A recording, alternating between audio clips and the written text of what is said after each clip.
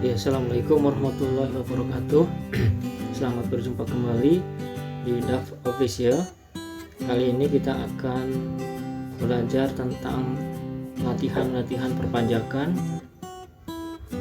berkaitan dengan pasal 22, 23, 24, 25, 26, pasal 15, dan satu lagi adalah pasal yang bersifat benar.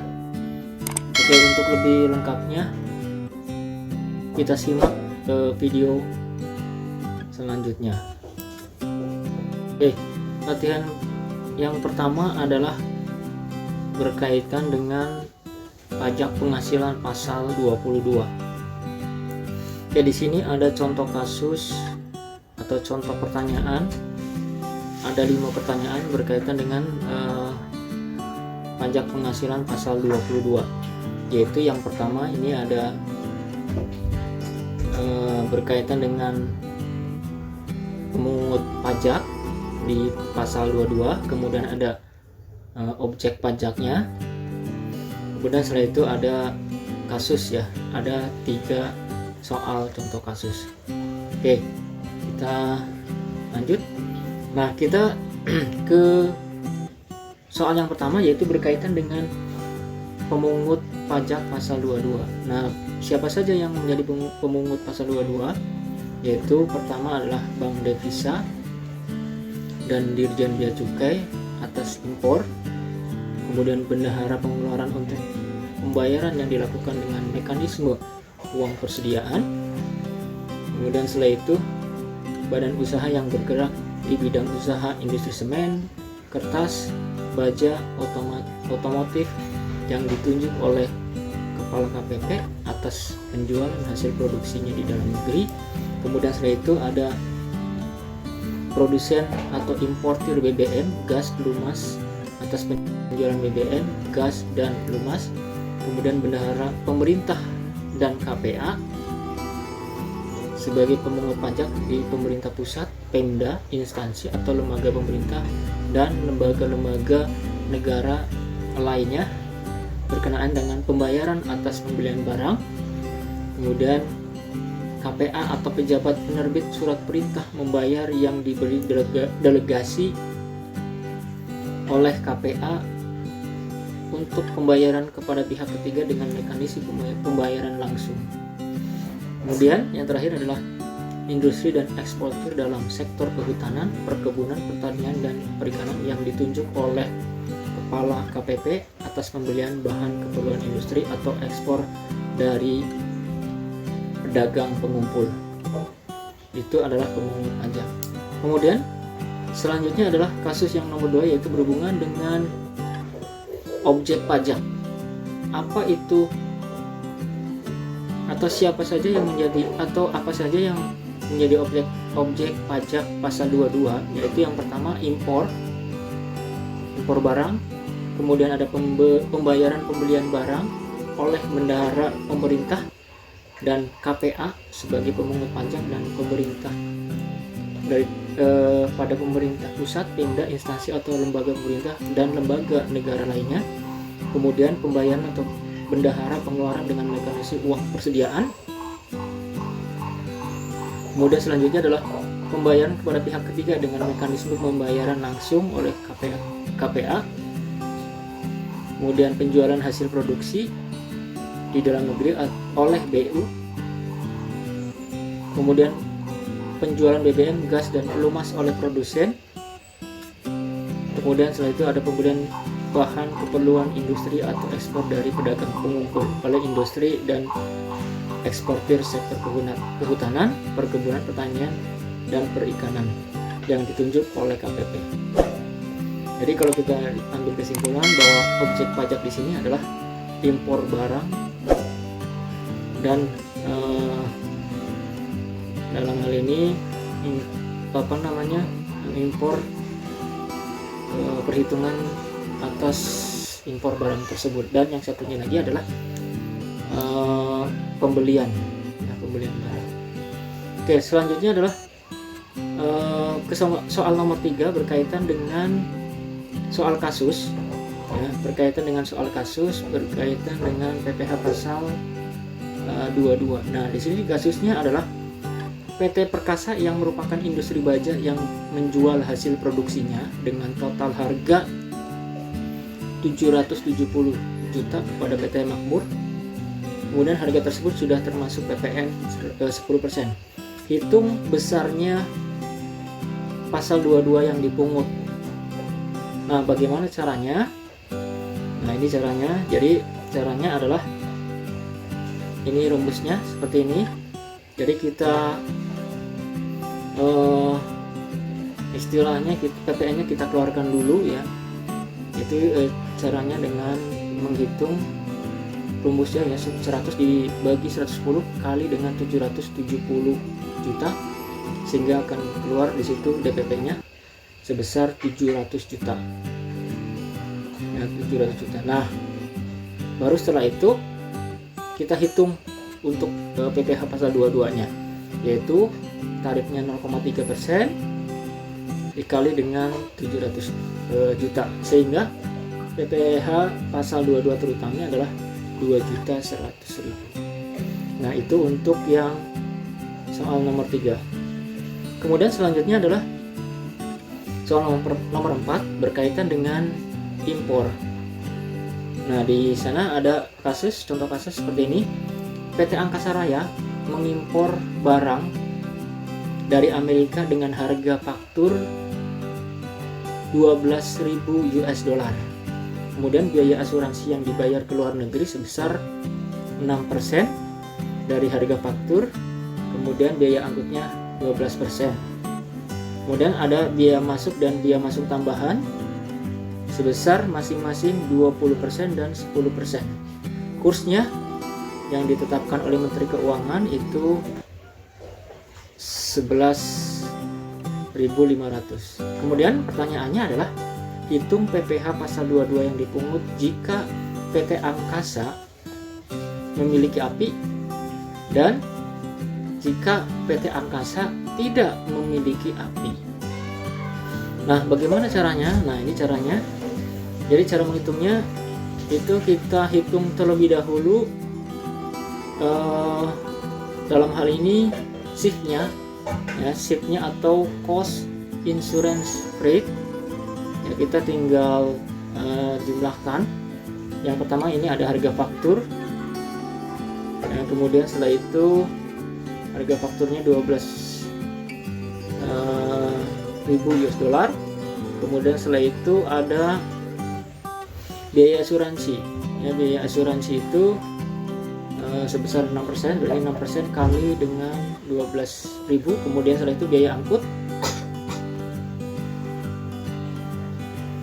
Biaya angkut freight 12% kali 12.000 US dollar. Ini hasilnya segini. Kemudian setelah itu kita jumlahkan semuanya, harga faktur, kemudian biaya asuransi dan biaya angkut kita jumlahkan, kemudian akan keluar hasilnya shift tapi masih berupa dolar. Kemudian setelah itu kita akan rupiahkan terlebih dahulu. Ya, jadi sebenarnya ada beberapa cara ya. Kalau ini cara yang kita rupiahkan terlebih dahulu shiftnya, itu baru kita hitung nilai impornya. Nah, kita akan rubah ke dalam rupiah. Dari per dolarnya itu 11.500. Jadi untuk shift rupiah atau dalam rupiah itu 14.160 US dollar dikali dengan 11.500, sehingga hasilnya adalah 162.840.000. Kemudian setelah itu kita cari biaya masuknya. Ya, biaya masuknya 20% kali 162.840.000, sehingga hasilnya ini 32.568. Kemudian biaya masuk tambahannya kita kalikan 10% dari shift dalam rupiah. Nah, kemudian setelah itu menghasilkan 16.284.000, sehingga nilai impornya adalah 211.692.000. Kemudian setelah itu kita baru bisa menjawab pertanyaan yang tadi, yaitu yang pertama, jika memiliki API. Jadi kalau memiliki API tarifnya 2,5%, sehingga kita tinggal kalikan saja 2,5% dikali dengan nilai impor ya, 211.692.000, sehingga hasilnya adalah 5.292.300. Kemudian bagaimana kalau tidak memiliki API? Kalau tidak memiliki API tarifnya 7,5%. Jadi tinggal ditambahkan saja, sehingga nanti tinggal dikalikan saja, maaf. Nah, sehingga nanti hasilnya itu akan lebih besar ya, yaitu sebesar 15.876. Ini kenapa? Karena tarifnya jadi lebih besar dibandingkan yang memiliki API. Kemudian selanjutnya adalah nomor 5. Ini berkaitan dengan pemungutan atas pembelian. Nah, di sini contoh kasusnya adalah Dinas Perikanan Kota Bandung membeli peralatan kantor dari PT Semesta ya, Semesta Raya dengan nilai kontrak sebesar 330 juta. Nilai kontrak termasuk PPN ya, nilai kontrak termasuk PPN. Jadi PPN-nya nanti pada saat kita akan menghitung PPh pasal 22 terutangnya atas pembelian tersebut, itu harus dikeluarkan terlebih dahulu. Hitung PPN pasal 22 yang harus dipungut. Nah, ini perhitungannya sama seperti tadi nomor 1 ya. Kita keluarkan dulu atau kita cari dulu DPP-nya. Kemudian setelah itu seperti ini ya, akan menghasilkan DPP-nya sebesar 300 juta, sehingga PPh pasal 22 terutangnya adalah 1,5% dikali dengan 300 juta, sehingga hasilnya 4.500.000. Itu untuk PPh pasal 22 atas pembelian yang tadi. Oke, itu adalah contoh kasus dari PPh pasal 22. Oke, mungkin nanti kalau misalkan ada pertanyaan bisa Anda tanyakan di komen di bawah ini. Oke, selanjutnya adalah kita langsung saja ke latihan PPh pasal 23. Nah, di pasal 23 ini juga ada 5 soal. Nah, kita langsung saja ke soal yang pertama, yaitu siapa saja pemotong PPh pasal 23. Nah, ini pemotong PPh pasal 23 itu ini pemerintah, kemudian badan pemerintah, penyelenggara kegiatan, perwakilan perusahaan luar negeri, subjek pajak dalam negeri, bentuk usaha tetap, orang pribadi sebagai WP ya, itu termasuk di dalamnya adalah akuntan, arsitek dan lain sebagainya. Kemudian OP yang menjalankan usaha yang menjalankan pembukuan. Ini adalah pemotong PPh pasal 23. Selanjutnya, sebutkan dan uraikan tarifnya. Nah, tarif di PPh pasal 23 ini sebenarnya hanya 2, yaitu 15% dan 2%. Nah, untuk yang 15% itu untuk dividen, bunga, royalti, hadiah, penghargaan, bonus, dan sejenisnya. Kemudian yang 2% itu sewa dan penghasilan lain sehubungan dengan penggunaan harta, kecuali sewa dan penghasilan lain terkait penggunaan harta yang telah dikenai PPh pasal 4 ayat 2. Kemudian imbalan sehubungan dengan jasa teknik, manajemen, konstruksi, jasa, dan jasa lainnya, selain jasa yang telah dipotong pasal 21 Undang-Undang PPh.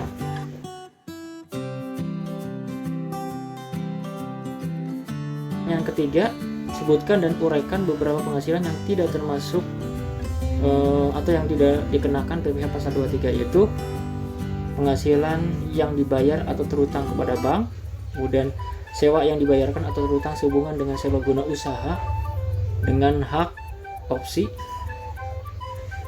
Kemudian setelah itu dividen atau bagian laba yang diterima atau diperoleh perseroan terbatas sebagai wajib pajak dalam negeri, koperasi, BUMN atau BUMD. Dividen berasal dari cadangan saldo laba. Kemudian bagi PT BUMD yang menerima dividen, kepemilikan saham pada badan yang memberikan dividen paling rendah adalah 25%. dari jumlah modal yang disetor. Kemudian dividen yang diterima orang pribadi. Kemudian bagian laba yang diterima atau diperoleh anggota dari perusahaan komoditer yang modalnya tidak terbagi-bagi atas saham, persekutuan, perkumpulan, firma kongsi, dan seterusnya. Kemudian SHU koperasi, penghasilan yang dibayar atau terutang kepada badan usaha atas keuangan. Perusahaan pembiayaan, badan usaha milik negara atau BUMN. Itu untuk yang nomor 3. Selanjutnya adalah ini pertanyaan kasus untuk yang PPh pasal 23. PT Permana adalah salah satu perusahaan penerbit novel. Ya, penerbit novel. Kemudian pada tahun 2019 perusahaan membayar royalti. Nah, berarti ini royalti ya atas novel tersebut. Total royaltinya adalah 57 juta dengan rincian A, B, C ya. A, B, C. Nah, bagaimana cara menghitungnya?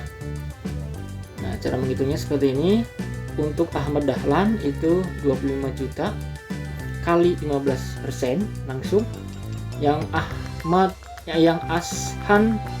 Ahsan Usman itu juga dikalikan 15%. Kemudian untuk yang Zulkarnain, karena ini tidak mempunyai NPWP, jadi harus perhitungannya itu harus dikalikan 200 atau 2 kali lipat ya, 2 kali lipat. Nah, seperti ini gitu ya. Ini untuk PPh pasal 23. Selanjutnya pertanyaan kelima. Pada bulan Maret PT Intan menyewa kendaraan dengan nilai sewa sebesar 5 juta ke Tuan Ali yang digunakan untuk operasional perusahaan. Tuan Ali memiliki NPWP. Hitung PPh 23-nya. Nah, perhitungannya seperti ini langsung. 5 juta kali 2%. Hasilnya 100 gitu. Nah, itu untuk kasus yang PPh pasal 23. Nah, selanjutnya adalah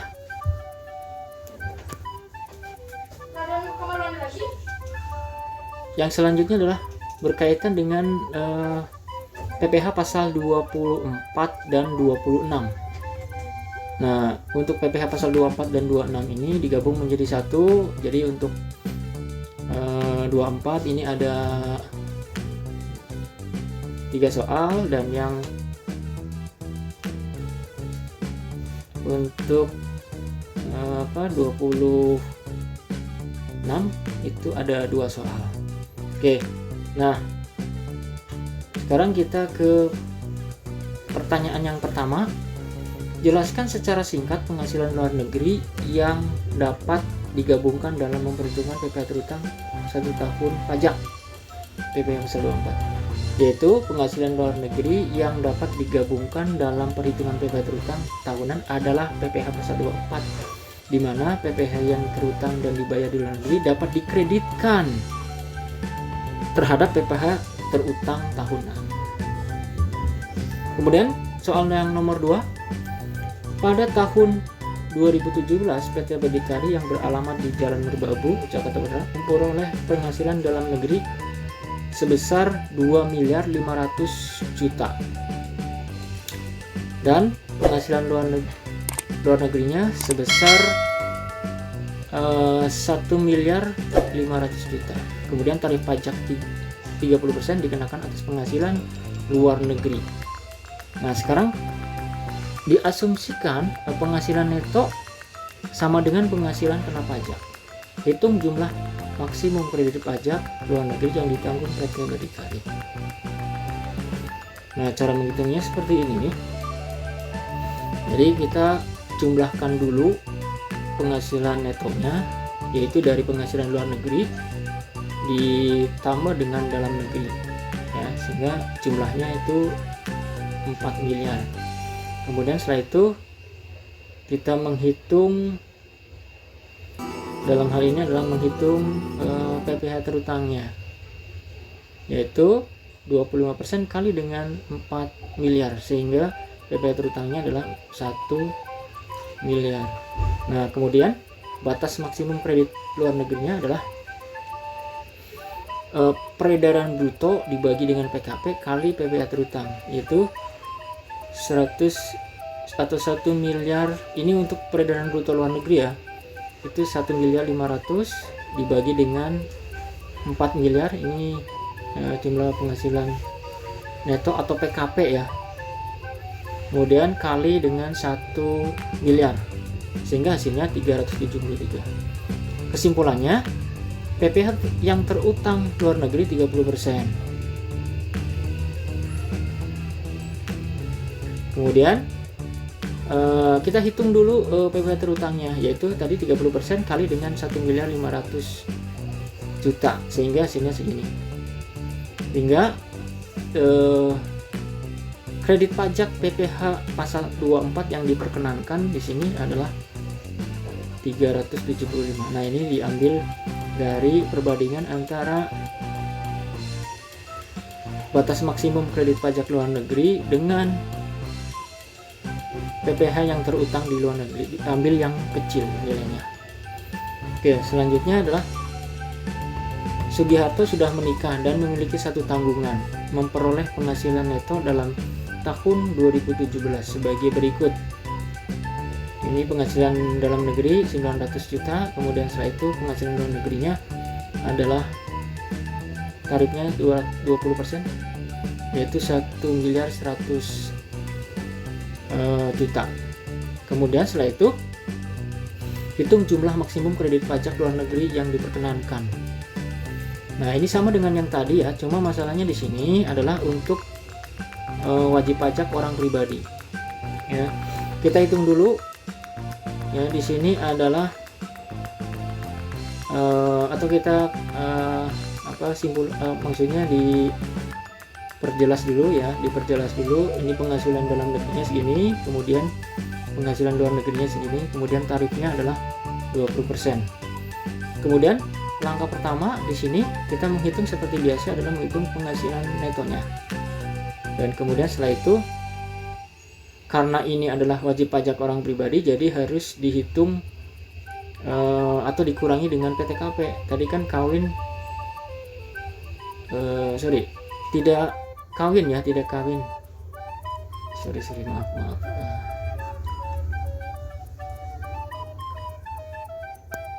Menikah ya, kawin, mempunyai anak, ini benar. Ya, ini betul. Nah, kemudian setelah itu kita kurangi 63 juta, kemudian PKP-nya.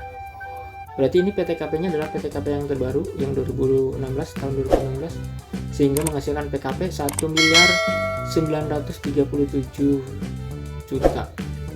Kemudian setelah itu langkah kedua adalah menghitung PPh terutangnya.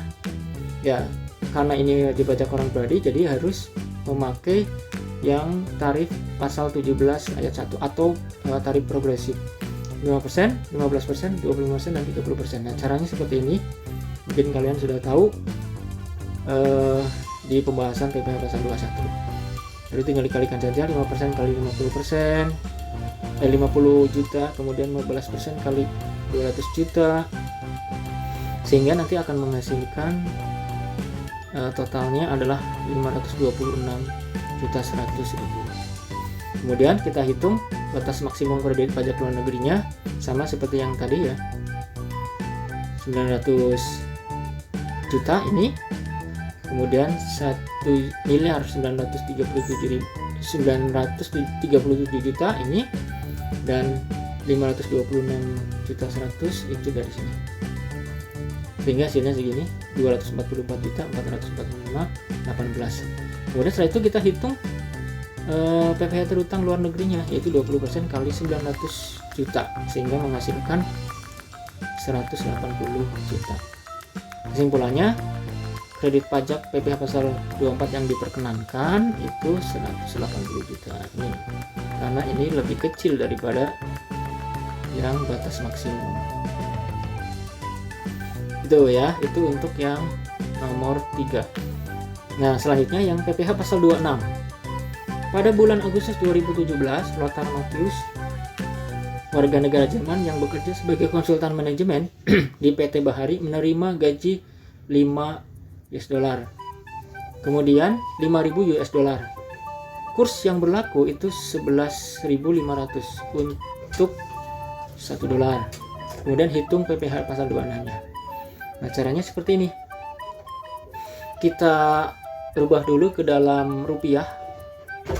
Ya, kita rubah dulu dalam rupiah. 5.000 dolar kali 11.500 itu sebesar 57.500.000. Kemudian setelah itu baru kita hitung PPh pasal 26-nya. Seperti ini. Oke. Selanjutnya, PT Pratama mengasuransikan gedungnya kepada perusahaan asuransi luar negeri dengan membayar jumlah premi selama tahun 2017 sebesar 200 juta. Hitung PPh pasal 26-nya. Nah, seperti ini perhitungannya. Nah, ini ada di itu ya ketentuannya. Jadi langsung, kalau ini langsung dikalikan 20% kali 50% kali 200. Kita lanjutkan ke pasal 25 ya, pajak penghasilan pasal 25. Oke, di sini juga ada 5 soal ya. Nah, soal yang pertama seperti ini. Jelaskan secara singkat tentang pajak penghasilan pasal 25. Oke. Adalah angsuran PPh yang harus dibayar sendiri oleh wajib pajak untuk setiap bulan dalam tahun pajak berjalan. Ini dalam Fitriandi dan kawan-kawan. Kemudian yang nomor 2, apa yang menjadi hal-hal tertentu sehingga Dirjen Pajak diberikan wewenang untuk menyesuaikan perhitungan besarnya angsuran pajak yang harus dibayar sendiri oleh wajib pajak dalam tahun pajak berjalan. Nah, ini ada wajib pajak berhak atas kompensasi kerugian.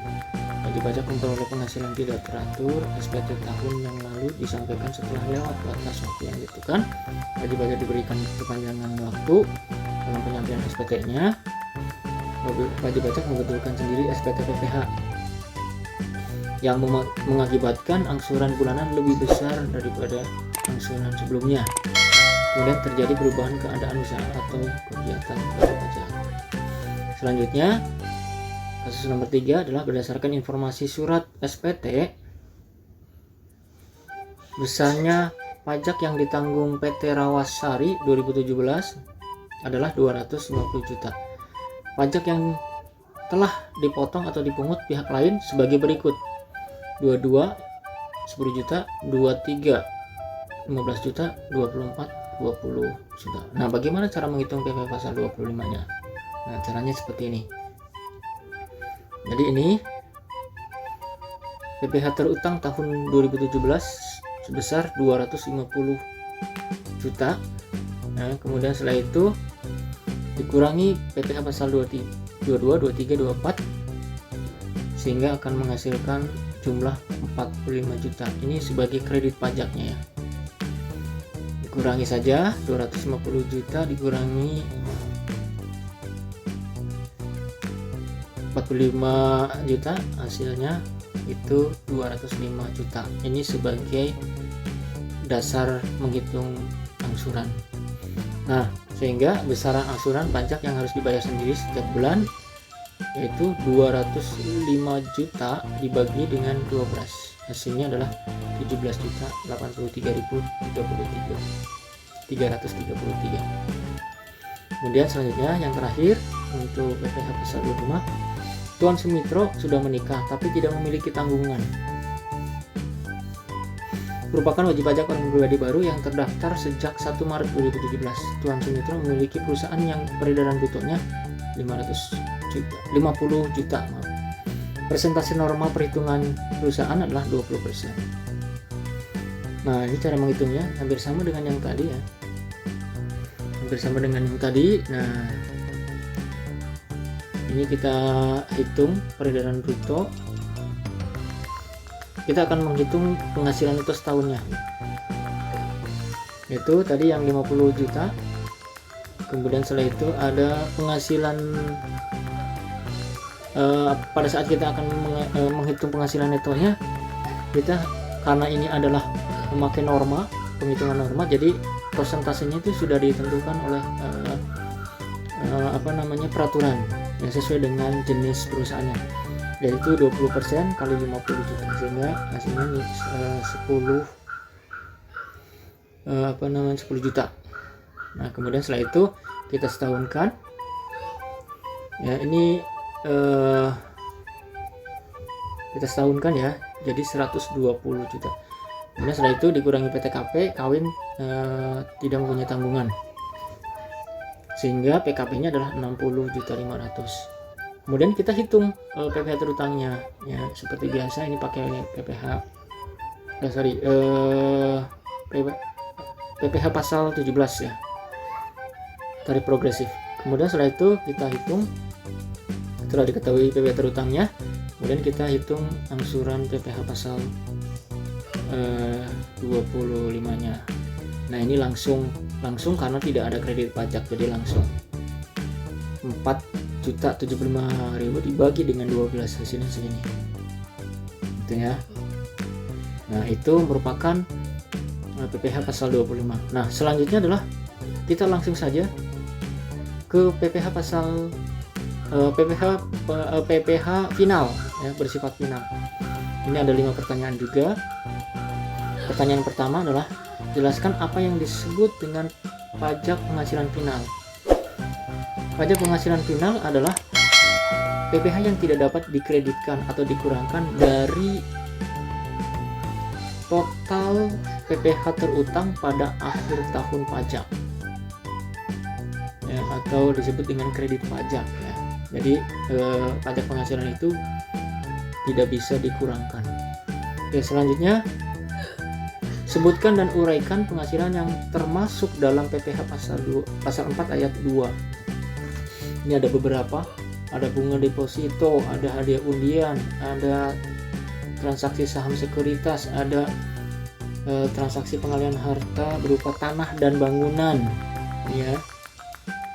Kemudian penghasilan tertentu lainnya yang diatur dengan atau berdasarkan peraturan pemerintah. Kemudian yang selanjutnya, sebutkan wajib pajak yang dikecualikan oleh PPh bersifat final atas bunga obligasi yang diterima. Yang pertama, bunga dan deposito lainnya, bunga obligasi dan surat utang negara, hadiah undian, pengalihan hak atas tanah dan bangunan ya, ada 4. Kemudian setelah itu yang nomor 4 adalah pada Maret 2019 Dinas Pertanian Kota Surabaya menyewa gedung kantor. Biaya sewanya 30 juta ditambah dengan servis cas 5.500.000. Hitung besarnya PPh pasal 4 ayat 2. Nah, ini berarti berkaitan dengan penyewaan gedung ya. Kita hitung dulu berarti jumlah biaya yang dikeluarkannya, yaitu tadi 30 juta ditambah dengan servis casnya, sehingga jumlahnya segini 35.500.000.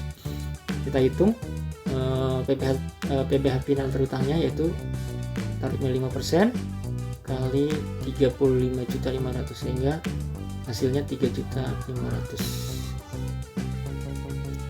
Oke, yang terakhir berkaitan dengan PPh final, yaitu di sini ada kotak yang berkaitan dengan PPh pasal 4 ayat 2. Ini ada soalnya, ini ada dividen, bunga deposito, ada jasa pelaksana konstruksi dan hadiah undian. Ya, perhitungannya sebenarnya tinggal dikalikan saja dengan PPP. Ya, kita sudah ketahui di sini ya, jumlah pembayarannya. Ini ada yang sebagai DPP, ada juga yang harus dihitung. Contohnya yang bunga deposito, ini harus dihitung dulu bunga depositonya atau bunganya dihitung dulu ya. Nah, kalau yang lainnya tinggal dikalikan dengan tarifnya ya, dengan tarifnya. Itu untuk PPh pasal 4 ayat 2. Oke, yang terakhir adalah PPh pasal 15.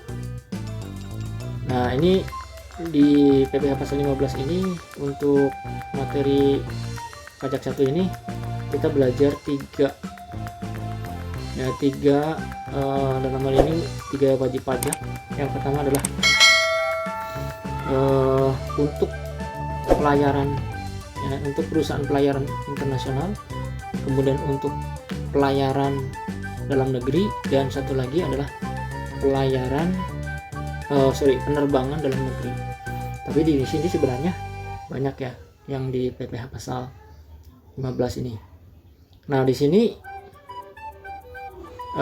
golongannya ya, ini golongan wajib pajak tertentu yang diperkenankan menggunakan norma penghitungan khusus. Ini ada perusahaan pelayaran atau penerbangan internasional, kemudian ada perusahaan asuransi luar negeri, pengeboran minyak, gas, dan panas bumi. Kemudian selanjutnya nomor 2, apa yang dimaksud dengan bangun guna serah atau build operate transfer, yaitu bentuk pendanaan proyek saat suatu entitas swasta menerima konsesi dari entitas lain, umumnya entitas sektor publik, untuk mendanai, merancang, membangun, dan mengoperasikan suatu fasilitas yang dinyatakan dalam kontrak konsesi. Itu BOT ya. Nah, ini di sini ada contoh kasus berkaitan dengan kasus menyewa pesawat ya, menyewa pesawat ini. Itu pada bulan Agustus PT Karya menyewa pesawat dari PT Angkasa dengan biaya sewa 200 juta. PT Angkasa merupakan perusahaan penerbangan dalam negeri. Nah, ini langsung dihitung tarifnya segini, langsung dikalikan dengan biaya sewanya. Selanjutnya adalah berkaitan dengan perusahaan pelayaran dan penerbangan luar negeri ya, yang dalam hal ini adalah BUT. Nah, ini dalam kasus ini PT Mandala membuat kontrak kerjasama dengan perusahaan pelayaran luar negeri yang namanya adalah Dortmund Lines untuk mengangkut hasil produksi perusahaan ke Perancis. Nilai kontraknya 500 juta per sekali angkut. Kemudian Dortmund memiliki BUT. Nah, ini ya, hitung PPh pasal 15-nya. Nah, ini tarif, kemudian ini adalah nilai kontraknya, langsung dikalikan. Dan yang terakhir adalah perusahaan pelayaran ya, perusahaan pelayaran dalam negeri menyewa kapal ya, menyewa kapal. Nah, nilai sewanya itu 150 juta. Nah, ini juga langsung dikalikan 1,2% dikali 150 juta. Nah, kalau misalkan di internet juga ada tambahan berkaitan dengan penghitungan PPh pasal 15 ya, tambahan tarif itu adalah berkaitan dengan tax treaty ya, tax treaty atau disebut dengan B3P ya, B3P. Jadi perusahaan yang sudah kerjasama, yang mempunyai hubungan, artinya sudah kerjasama, sudah mempunyai kesepakatan antara kedua perusahaan tersebut. Mungkin segitu saja untuk pembahasan dari kasus pajak penghasilan dari 26 sampai pasal 15. Sekian saja untuk video kali ini. Terima kasih atas perhatiannya. Jangan lupa yang